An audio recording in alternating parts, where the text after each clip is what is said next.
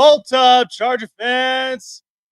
How we feeling here tonight as we are on our first live stream of 2025 for the up and coming season here on Charger Syndicate? It has been such a long time, guys, since I have literally done a live stream with all of you. Hope all of you are doing fantastic as we're here up on this weekend. If it is your first time here on the channel, I encourage you guys to like, subscribe, hit the bell button, keep you up to date on future and past live streams and videos here on Charger Syndicate. Is this video and live stream is presented by greengridiron.com. Get your very own customized life size and miniature customizable helmets of your favorite team, your style, your way, guys, at greengridiron.com. When you use promo code LACSYN, that is LACSYN, that is your exclusive discount to getting your hands on one of these puppies. Link is in the description, guys. Check it out at greengridiron.com. Charger fans, I want to hear all of you guys, and I want to see all of your bolts here up and onto the chats, guys, because we do have a lot to talk about what we just witnessed here in a big-time thriller against the Los Angeles Rams, where the Chargers ended up coming up short. It seemed like all the way through the end, the Chargers would have at least had this game close. But unfortunately, Stetson Bennett pulls off some late heroic play, and the Rams ended up coming away with the win. It is what it is. I'm not upset. I mean, it's preseason at the same time. So we really just do a lot of evaluating here on Charger Syndicate. And the thing that I would love to evaluate a lot more is just how good our wide receiving core is really starting to come around. The Chargers are really looking a lot better on their receiving core. Trey Harris ended up coming away with a lot of really good catches. KLS as well with a great catch on the outside of the sideline. Our receiving core is starting to come alive, guys. Like it's really looking legit.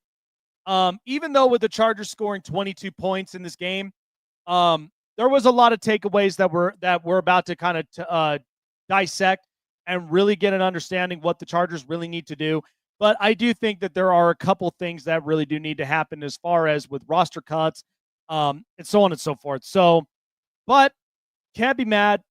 Preseason game, stuff like this can be bound to happen. But we did get a lot of good than bad. So, good news of it is that Trey Lance, once again, looks comfortable and did provide a lot of really good throws.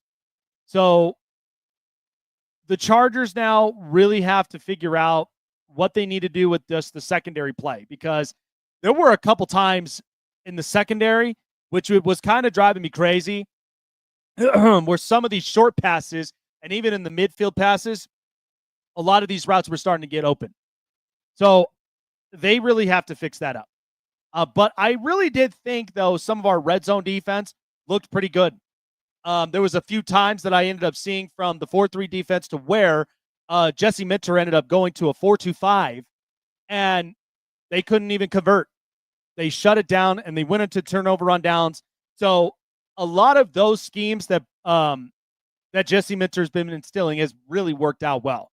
But we know that the Chargers falling short up onto this one. There's going to be a lot of readjustments, but like I said, there was a lot more good than bad. But the Chargers, they started out the game with Justin Herbert, where he was 2 for 5, 46 yards, averaging 9.2 yards a play. Justin Herbert, what he said in the game before it started was he wanted to end up getting the start because he wanted to acclimate to the pressure with Joe Alt at left tackle. And Joe Alt looked really good.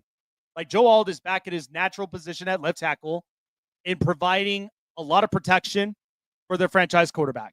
So I just don't understand why, like up on media, every single time when something like a news with Rashawn Slater that goes out and he's out on injury for the rest of the year, that they decide to panic and they don't even think that the Chargers will make the playoffs is just absolutely bonkers to me. Because isn't this why the Chargers drafted Joe Alt in the first place? Isn't this why his natural key position was left tackle? And the whole point that Jim Harbaugh drafted him up into the first place is because you need to have a lot of depth on offensive line. Isn't this why we drafted him? Isn't this why when a situation like this, he comes in and he's going to end up not replacing him, but substituting in his absence to where this is his natural key position. Isn't this why that they made this move? That's the part that I always look at with media. Because to me, I'm not writing the Chargers off. Nope. And I don't think anybody should. This team has a lot of fight in them. And regardless what happens up and on to the outcome, the Chargers are going to find a way to figure it out. I mean, this team, I believe, is a playoff team. This team, I believe, can compete for a division. And lots of people that continue to doubt Jim Harbaugh keep doubting. Because he's going to figure this out. And he's going to make this better. And you will see that the Chargers, they're going to be here to play. So Herbert getting his start. Then they switch off and go to Taylor Heinicke, where he was 6 for 11, 56 passing yards. I'll be honest with you. I don't think Taylor Heinicke really looks to be the quarterback that's going to make the cut. I don't think Taylor Heinicke is going to honestly make the cut. Because there were a few times where I was seeing Taylor in the pocket to where it's like I just watch him from his right side, and I don't even think that he sees a lot of that pass rush that's going there to his right side of his eye. There was a few times where he ended up standing up and into the pocket, and the pass rush was coming in quick to where one of them ended up knocking his helmet off. And so I think it was clear to say that Trey Lance has earned this quarterback 2 job. He really has earned it. Trey Lance came in on a substitution with 7 for 15, 121 passing yards, no touchdowns and no picks. So not even a passing touchdown that was thrown in this game tonight. But I think it's safe to say that Trey Lance has locked down the quarterback 2 spot. It's safe to say that. And again, Taylor Heinicke gave a lot of his veteran experience, but I don't think he's going to honestly make the cut. So it seems to me like if I looked at this projection, it would probably be Herbert, Trey Lance, and maybe, if they decide to keep Taylor Heinicke, then that means one of them's going to probably be released. It may end up being DJ Ukulele. He didn't end up getting a start or any snaps in this game tonight. But it could be possible, and then they would have a quarterback for the practice squad. So that's kind of where the quarterback room is shaping. But Trey Lance really has earned that quarterback 2 spot. Looked sharp, was running out of the pocket a few times. He had 4 carries for 25 yards on the ground. So he's been running the football a couple times and really getting the Chargers up in a good field position. So there's been a few times where this has occurred. But in the run game, Chargers run game and 23 carries at 83 yards on the ground and a touchdown score from Rocket Sanders. So once again, I'd seen Amarian Hampton get 2 snaps for 12 yards. They're pretty good. But Kamani Vidal has definitely gotten an awful lot of the workload, and I think a lot of that is because they want to really see where the entire running back room is going to shape like. So I can understand Kamani Vidal getting at least a load and trying to see where he'll sit at in this depth chart. But, I mean, to me, Rocket Sanders didn't even look too bad. Comes in with a rushing touchdown, 5 carries for 11 yards. A lot of those short runs. So it seems to me like he's probably going to be used for more of those power runs, especially, too, when you're going into situational plays. So run game was decent. I think we could do up at least a little bit more. But we know with it being preseason, this is all about roster depth and roster construction at the end of the day. So not too bad. The wide receiving core, though, as I predicted about it in my previous video, this was where the wide receiving core really needed to come alive, and it did today. Even for as close as this game was. But Trey Harris, man, how good did he look? Trey Harris looked really, really good. 6 catches for 85 yards, 14.2 yards of play. Kid looked phenomenal. And Keandre Lambert-Smith with 2 catches for 66 yards. KLS is exactly the deep ball receiver that the Chargers have needed. He is exactly that X factor the Chargers have been searching for quite a while. And they finally got it. And with Trey Harris getting 6 catches today for 85 yards, like the kid, and people are, this is why media needs to stop freaking out and panicking. Because Trey Harris is fine. They keep thinking just because he's had drops in practice. Look, guys are going to have struggles in camp. It just happens.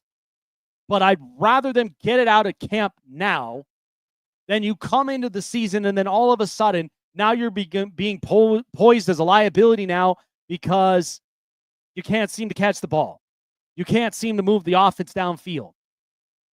So Trey Harris stepped up big time tonight and coming away with those catches and KLS continuing to do KLS things. And in fact, Ladd McConkey, even in the one pass from Justin Herbert, 1 catch, 17 yards, he's still looking like a first down merchant right there for us, keeping possession up and on our side on offense. Raheem Rocket Sanders, 2 catches, 17 yards. Jaquay Jackson, 1 catch, 13 yards. Aronde Gadsden, 1 catch, 12 yards. Jalen Johnson, 1 catch, 7 yards. And Luke Grimm, 1 catch and 6 yards.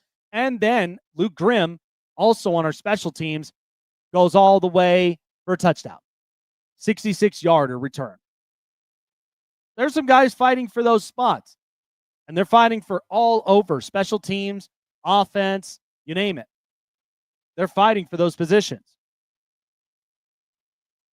Defensively, they got 86 total tackles with 41 solos, 1 sack, 1 tackle for a loss, 7 passes defended, and 2 quarterback hits, and including an interception by Terai Edwards. Yeah, the big man comes away with an interception. The only thing that I looked at up on defense that I was concerned about was because the Rams' run game was much better than ours. They had 35 carries for 134 yards. They were averaging at least 3.8 rushes a play. So even though we averaged about 3.6, which really wasn't much, I mean, they walked on us for 134 yards. So there's parts of it that I'm concerned about the defensive line because I'm trying to figure out with the defensive rotations. That's the one thing that hopefully the Chargers can really figure this out. But I do know that even with how Jesse Minter put together that whole defensive front, because I mean, all you guys have all seen this when we ended up getting Poona Ford. He was a big time run stuffer, and now having Naquan Jones, Deshaun Hand, and Jamari Caldwell. Hopefully, these guys can really solidify a really strong run defense that our front 7 is not going to be penetrated through on the run. So there's room for improvement from there. But I did see a couple of some really good, secondary plays, but I don't know, man. I'm starting to really question Jasir Taylor. I am really starting to question him. Because Jasir, I mean, yeah, he came away with some tackles, but man, did he look rough today. Yeah, I don't know. Jasir Taylor just didn't quite look like himself. Where as far as you look at a couple guys like R.J. Mickens really got involved today with 8 total tackles, 4 total, and 2 passes defended. He gets involved. Tony Jefferson, as usual, gets involved. Nico Reed gets involved. And even Troy Dye, he got involved. And Terai Edwards that comes away with an interception. So there are some guys that are getting involved here up and onto this defense. But then there's been some guys that have kind of slept up on their execution. So those are kind of the things that the Chargers really want to clean up. But there's always more time than not. Cameron Dicker, of course, 3 for 3 on field goals, looking like his absolute self and already in season form. So on the Rams side of things, Stetson Bennett comes away. What a game that he had, 28 of 40 for 324 passing yards, 3 touchdowns, 1 interception. What a game it was for him on this preseason, where the run game really worked for the Rams. 35 carries for 134 rushing yards. And then the 3 touchdown scores, 1 to Mario Williams, 1 to True Edwards, and the other one to Kanata Mumfeld. So 28 catches for 324 receiving yards. Whereas Brendan Presley came away with 6 catches and 102. So the Rams offense, I mean, they adjusted. And that's the one thing is like I never ever question someone like Sean McVay. Because even with the depth that they have, they just find a way. And on top of all that, they ultimately adjust in times where they need to. So that's the important part. Looking at team stats up from here, guys. So I'm going to pull it up here for you.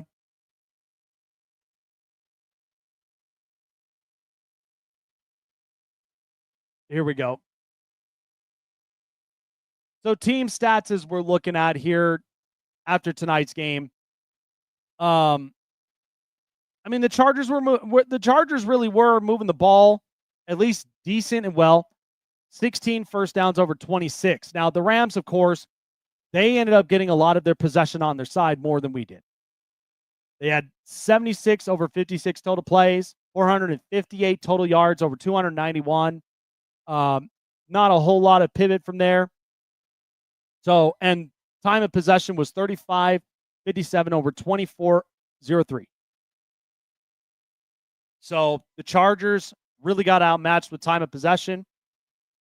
Something that they really want to end up working well, and especially too with the run game. So they had 10 more first downs than we did. Yards per play were about 6 to over 5.2. But the run game, 134 over 83.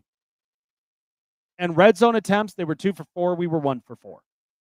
Penalties were okay. The Rams had 1 more penalty than us, 7 for 49 yards, 6 for 35. And the only time that they turned the ball over was 1 time for the Rams. So we are getting those turnovers, but the only thing is that once you get a turnover, you got to find a way to put those turnovers into points. You got to find a way to convert those. So our run game was okay. It wasn't as great, but we certainly would like to see a little bit more adjustment. But, yeah, Maurian Hampton only with just 2 carries today. But really ultimately the storyline is that our receiving core looked fantastic. And the receiving core really balled out. The fact that in the passing, 208 yards in the air, completing 15 for 31, and no interceptions thrown, so they were able to keep the ball intact, but only had 2 sacks for 15 yards. So, and a couple of those were definitely up on Taylor Heinicke. So, I just think with the Chargers right now, I mean, they're experimenting on a lot of things. And again, it's preseason. I can't really say much, but we know for a fact that the Chargers really are looking to adjust. They also are looking to instill some new plays. But yeah, I just thought my takeaways of it was that we definitely got walked all over on our defensive line. There were a couple times up on our secondary, including Jasir Taylor, that just did not look sharp. And at least we had a couple guys like RJ Mickens and a few others that have came away with some passes defended. And then of course our run game really needed to improve.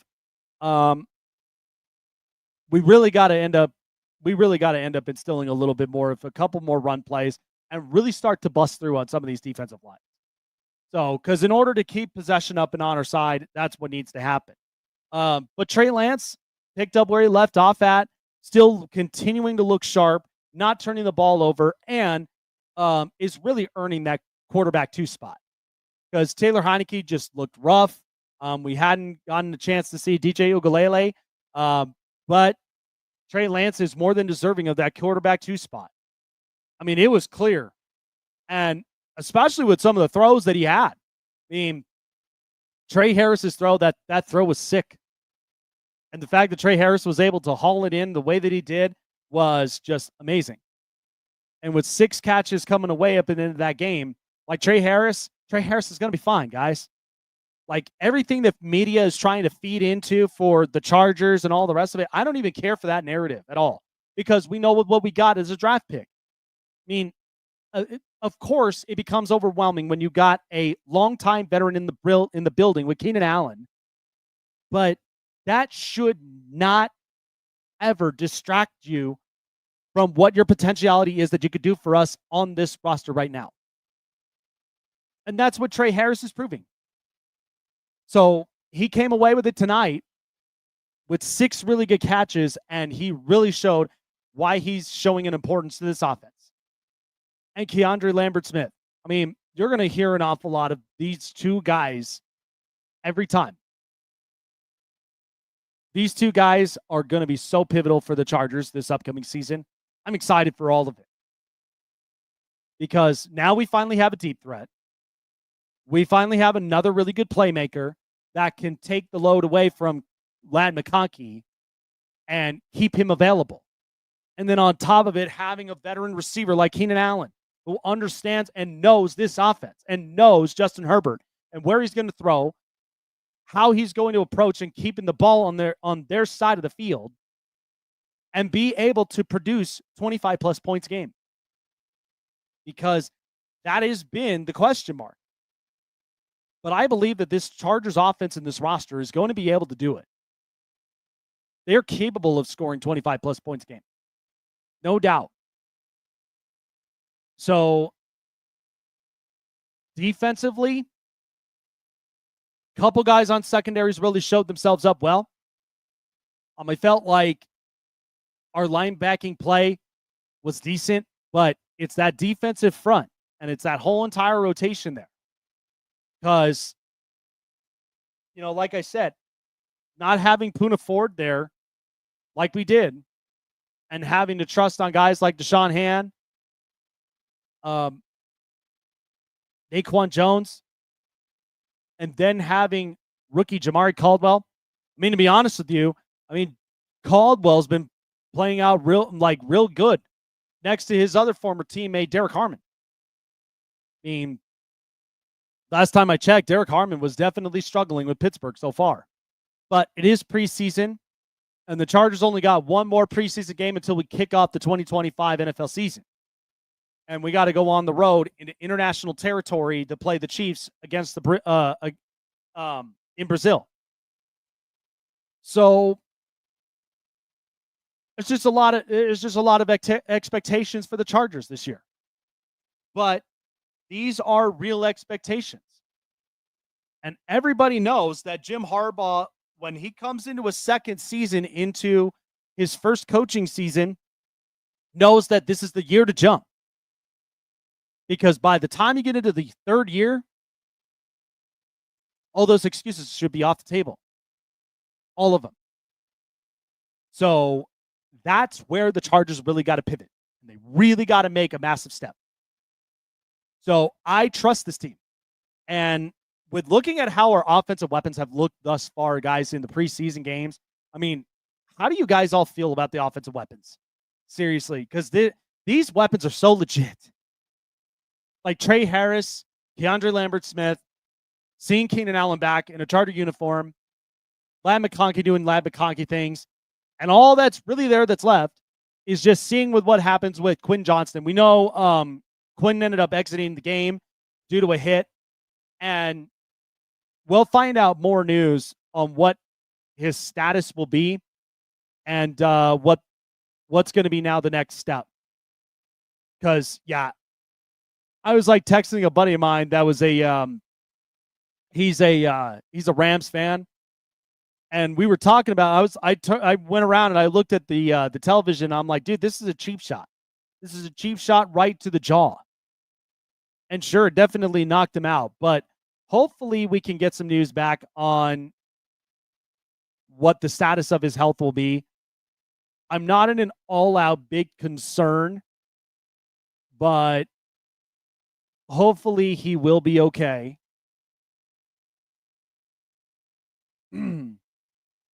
But I'll tell you what, though. It was definitely a fun one. And the Rams win in the final 5 seconds of the game. I got to give it to them. I mean, this stuff happens. Trey Harris had an absolute fantastic game.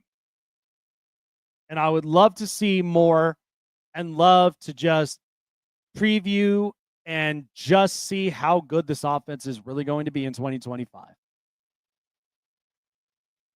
Like, I'm already getting such exciting visions about this because it's what a lot of people continuously criticize us for is our offense. But I think this offense is really going to end up clicking on all cylinders, guys.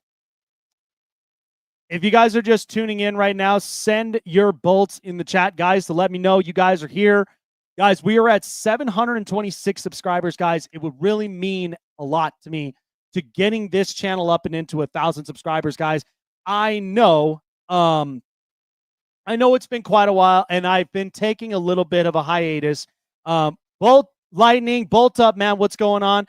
What up, Jake? When are you going back on the roundtable? So, okay, I do have news for everybody, just basically because I appreciate you guys definitely for reaching out to me. I've had a lot of people hit me up on the comments and hitting me up and onto the chat. What ended up going on between, the roundtable. So I don't want to get too much into detail, guys, but basically, I'm no longer going to be a part of the roundtable. And the only reasoning of it is because myself and a fellow content creator, him and I unfortunately fell on bad terms.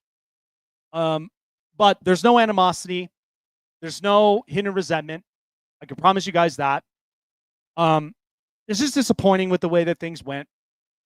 But from now on, and everybody that has followed me, even with my regular show on the Stake Sports Talk Show that I do on the side, I'm just going to continue to be doing my content solo, guys.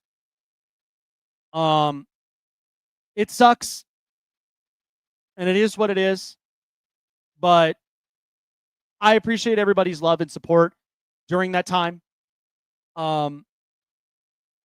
It really has changed. It really, really has changed. I just don't. Like I said, it's hard to kind of put all this stuff into words, but a lot has really changed. There's no Darcy either. The whole cast has changed. Well, I thought for sure that I did see Darcy there in the last live stream.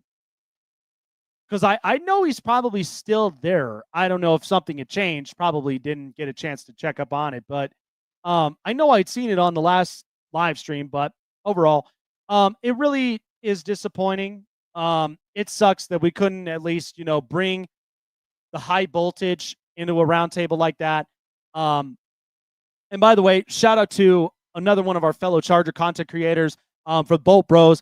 He is now representing for the LA Chargers on the AFC West roundtable with Roundtable Sports. The guy's awesome. I love those Bolt Bros guys. They put out some really, really good content, guys. Definitely give them some supports there.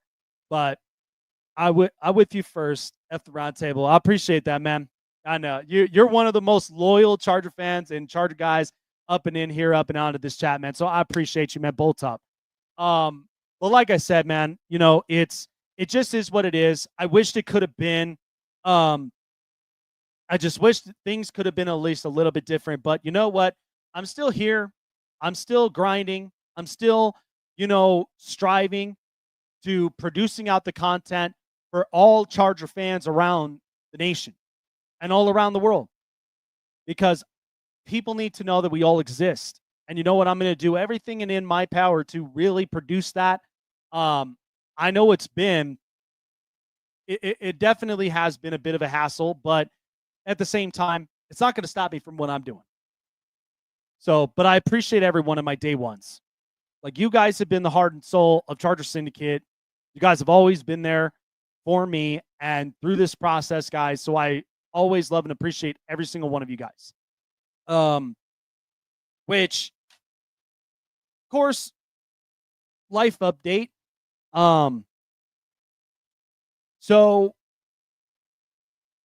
it's not going to be happening in the year of 2025, but come the year 2026, we are expecting a little lightning bolt into the Silva family. So wife and I are excited that we are going to be introducing a baby boy into the world, and I'm beyond thrilled. I'm beyond excited, and to really instill the history and the heart of the LA Chargers, and for a lot of our diehard San Diego Charger fans up and out there, for him to be growing up, learning about the glory days of the Chargers, and eventually getting a chance to watching the Chargers win its first ever Super Bowl in franchise history. So my wife and I are excited for this time. So that's why it's like, it's kind of been a little bit wacky, and I apologize for everybody just with the timing that it's been, but just a lot of life adjustments. But the wife's been great. She's been an absolute trooper through this process, but I'm super excited, man. Going to be entering into fatherhood. It really means a lot to me. First ever child that we'll have. And we really do want like 2 kids in the future. But to introduce the first member of our exclusive Charger Club here in the Silva family is awesome, man. The littlest Charger, yeah. And you know what? It's kind of funny because I do have my classic powder blue LaDainian Tomlinson jersey to give to him once he is grown at the appropriate age to where he can wear it and rock it for many years of Chargers football. So I'm definitely going to be teaching him up young. So thank you so much, Bull Lightning. Yeah, man, it's awesome. I'm really excited about this. Back to the matters at hand. Yeah, I think all it is it's just adjustments for the Chargers. That's really all that it comes down to. Preseason, none of these things are going to be automatically perfect right off the bat, because then that's just really just unrealistic, honestly. But yeah, I mean, the rookies have been cooking. I just thought that was such a legit catch from KLS up and over on that sideline, dude. Like, I lost my marbles when I ended up seeing him make that catch. That was outstanding. But yeah, and then Trey Harris coming around with another one almost similarly to what KLS did. So yeah, this offense is going to really be some special. By the way, both these teams also were 5 of 13 on third down efficiencies. So decent at best. But yeah, this offense is going to explode. They're really going to be coming out of the woodworks, ready to play. And everybody's just going to see how legit that this offense will produce. Yeah, KLS looked fantastic. I was really, really happy with how he came away with some big-time catches. Trey Harris with the 6 catches that he has, really proving to himself why he is going to be a capable wide receiver number 2. And look, I even follow up with the fantasy football counselor, but they got to slow it down with this whole narrative, okay? Like, Lamb McConkey's a number 1. Trey Harris is clearly a number 2. Keenan Allen is not going to hinder anybody's targets. He's not going to do that. He is going to be there to be that mentor and to really be efficient when it comes to third down situations. That's what he's going to be. Because between him and Lamb McConkey, they've run practically the same routes. And I trust both of them. And Keenan Allen, he'll be available. He'll be healthy. And hopefully we'll hear some news back about Quinn Johnston after this hit. But if he comes back up healthy, then look, he's been working. Hopefully we can see a much bigger, better side of him because the ball's on his court. So, but I do think, Rocket Sanders, he was looking great. And that's the other thing too is, so with Najee Harris, he's already taken a bunch of snaps up in practice without the pads. So he's been doing individual workouts up at camp. But hopefully we can see at some point soon to where we can actually watch Najee Harris behind this offensive line and really produce for us. So, and Amorian Hampton's only had about 2 snaps on the ground, and everything else was just kind of So we haven't even begun to see the full high potential on him just yet. We have yet to even see that. So, bottom line of it is, the team, his offense is going to look a lot better. And ultimately, too, Kamani Vidal's been getting more and more snaps on the ground. Yeah, Keenan Allen is the best insurance that you can get. And I feel a lot better about the receiving room as well. Because with him there, he's been there. He's already built that connection with Justin Herbert. So you know what he's capable of. And that will give you the first downs and the efficiencies that that you'll need. I would keep Sanders over Vidal. I honestly would. I wouldn't mind having Kamani Vidal as a practice squad body for now, or even just have him as the 4th running back on the depth chart, only because you can never go wrong with having enough running backs in your running back room. But obviously it's going to be Najee Harris, Amorian Hampton, unless if it's interchangeable otherwise. But a lot of this is because there's question marks about Najee. But from what it sounds like, he's back up and in camp. He is back into doing team drills. And if he's ready to be on the road in international territory in Brazil, ready to play the division rival, the Kansas City Chiefs in week 1, then I better hope that he'll be 110% healthy. So that's the hope. But the Chargers know they want to be aggressive and up and on the ground game. And this is why I told everybody, I was like, man, I was so happy when we got Rocket Sanders signed from the undrafted free agency, because that guy, when I watched him up in college, even at his tenure from South Carolina and then the previous program that he was with, there was potential there. And most people, they didn't see a lot of the high potential until he got to South Carolina. And then once he did, the guy's good. Yeah, and if McConkey gets hurt for some reason, we could plug in Keenan and have no drop-off. Exactly. So you could plug him up and into that spot. Or Trey Harris and then having KLS up and into those spots. And then even if you threw in small packages here and there for Darius Davis, that's another guy. Even if he's just a small body, but you can even get small little dump-off passes, short pass plays. You can even design those packages as well for him. Obviously he's going to be he's going to be our primary returner anyway, but you could design those packages there too. So there's plenty options for this Chargers offense to really take off. And there's many options as well if you're deciding on pickups. So, but I liked with how I kind of liked with how efficient in parts of it that the offensive line really looked like tonight. Because again, Joe Alt looks just fine in his natural position at left tackle. I didn't have one single problem from there. And then only question mark would be just the interiors. And then really working up and on the right side. But I'll tell you what, though, how good those I think Luke Grimm would probably, after tonight, that's going to give him a reason, one more chance to be able to make that cut. But you know what? Luke Grimm wouldn't even be a bad option as a secondary returner as well. Because you know what? Even if you got those small guys out in the backfield between Darius Davis and Luke Grimm, I'm okay with that. And at least that gives us more options. I mean, you saw Luke Grimm with the return that he had here tonight for a touchdown. That gave him a reason to really make that spot.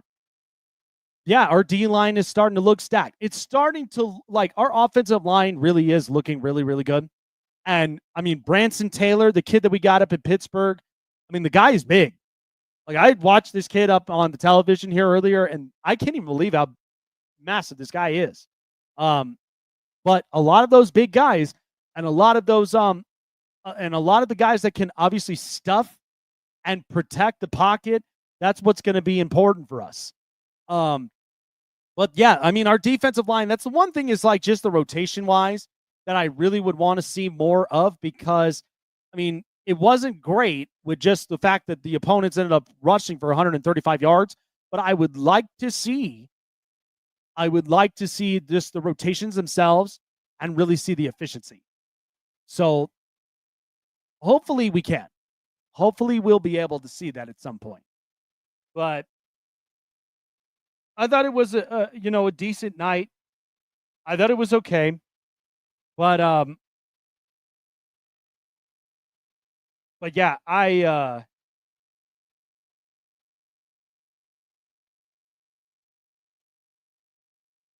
think it's just a couple of adjustments.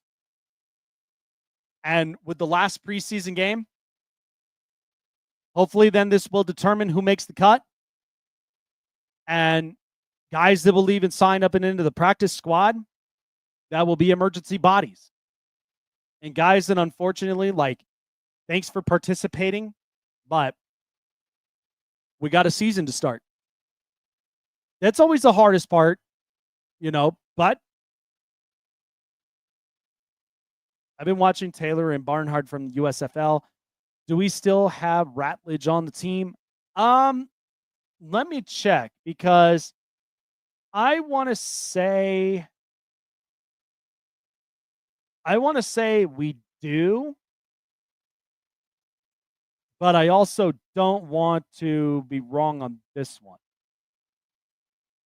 Because, yeah, Tate Ratledge. Let me see.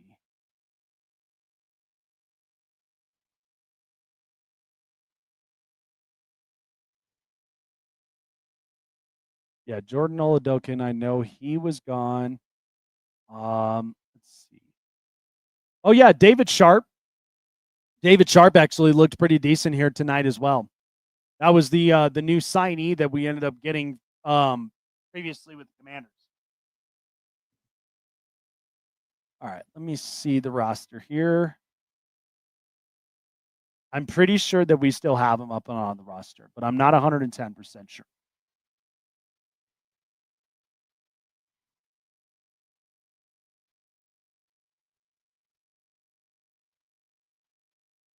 All right, so far we have Bozeman, James, Kaltenberger, Barnhart, Becton, Johnson, Jones, Pipkins, Sawyer, Taylor, Alt, Nelson, Sharp, and Stewart. Let's see.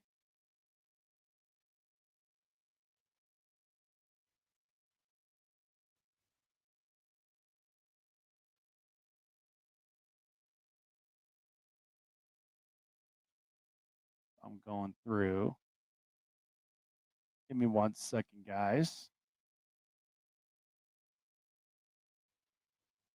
Yeah, it doesn't appear that we do.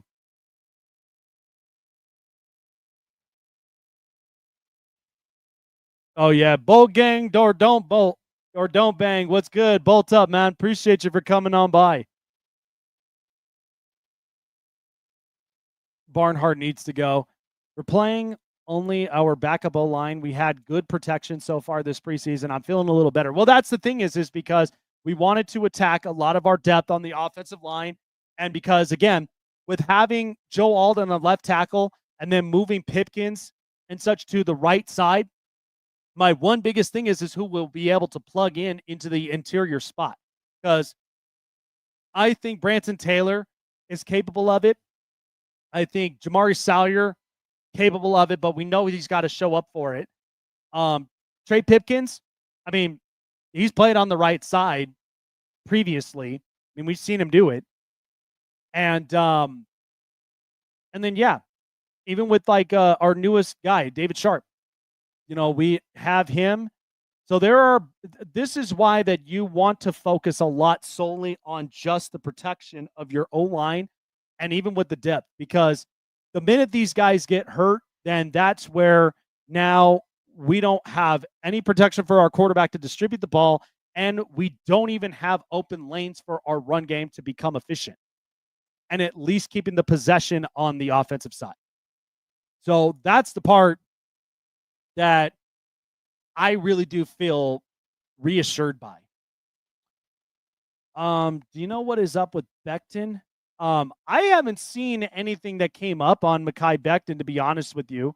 But hopefully I'll be able to get some more news up and on him soon. But yeah, like I feel good about it this season. I really think that this team has been making a lot of the strides, and I think that we're going to be just fine. So the last preseason game that the Chargers have is against the San Francisco 49ers. We know that this team is fighting for their opportunity to make the playoffs this up and coming year. Brock Purdy paid, and seeing with what the depth looks like for both offense and defense for this team, because Brandon Ayuk, from what we've heard, he's not going to be available until week 6 of the season. So that means they're going to be starting the year off with Ricky Pearsall, potentially Juwan Jennings at some point, and depending on if there's a contract involved, Jacob Cowing, the rookie wide receiver.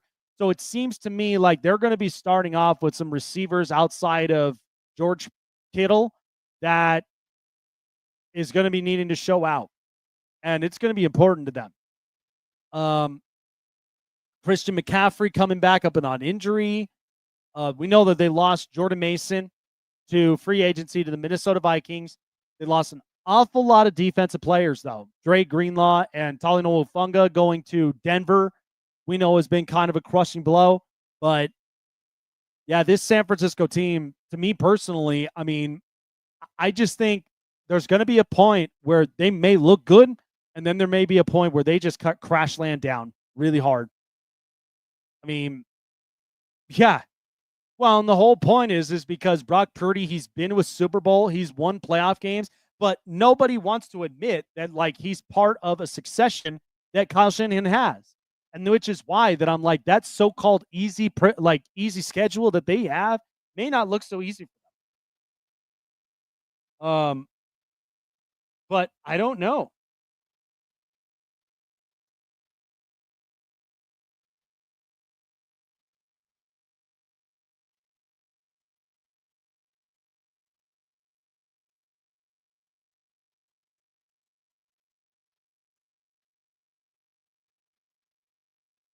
So, but I do see that the Chargers would really want to go in, ending the note. They're 2-1 right now. And listen, win or loss, I don't care. I just am here to see efficiency. Yeah, Brock is a game manager and a great offense. That's it. That's all he is. And I even said this too. I said that he's literally Jimmy Garoppolo with wheels. That's literally what he is. Accurate in passing, distributes the ball exactly where Kyle Shanahan really wants to distribute the ball. And that's all that he could do from there. So I just don't know how the 49ers season is going to look like, but they're certainly going to be a team probably fighting for the last wild card spot if they get close enough. But yeah, all I would love to see in this next preseason game, I don't care win or loss. All I want to see is I want to see efficiency. I want to be able to see efficiency on several parts. Hopefully I get to see at least a little bit of a cleaner rotation on the D-line to stop the run game and at least limit up with what they did tonight. Our secondary probably have a little bit of a cleanup because, man, Jasir Taylor just looked off. So that was the one thing that hopefully that doesn't quite happen. But I trust that Jesse Minter will make those adjustments, and he'll make those adjustments briefly. So, and, we get another strong start with Trey Lance. It's clear he'll be the quarterback number 2. I don't have any question marks about that. and hopefully a little bit more efficiency up and on our run game. I mean, Rocket Sanders is looking really good. I think he's going to start to solidify himself to getting into that running back 3 spot. So, yeah, I don't think Jasir Taylor should start because, I mean, Benjamin St-Juste and even with a couple of our secondary options, like RJ Mickens looked really good. RJ Mickens was good. Couple passes defended. I'd love to see a little bit more from him. I'd like to see a little bit more from Jaquiz Bridges. So we're starting to see a lot of our young core secondary guys really start to come up and really start to produce up for this team. But I got to wrap this up here, guys. I really appreciate all of you guys for being up and on here tonight. Chargers, as we've said, fall 5 seconds into the game against the LA Rams in a thriller, 23-22. But wide receiving core looked absolutely fantastic. Justin Herbert looks comfortable. Same with Trey Lance. But loves to see more adjustments as we are very, very close to getting ready for the start of the 2025 NFL season, guys. I appreciate every single one of you guys for coming up and on here. Once again, thank you guys all for your continuous supports of this channel, guys. We are at 726 subscribers as of right now and want to hit our goal of getting up to 1,000, guys. You guys are the reason that makes this channel successful, guys. So I appreciate all of your guys' love and support here. Appreciate all of you guys for checking out here on the this channel. Remember to like, subscribe, hit the bell button, keep you up to date on future videos and live streams. And we will be back with you guys next week against the San Francisco 49ers, guys. Take care of yourselves and bolt up all season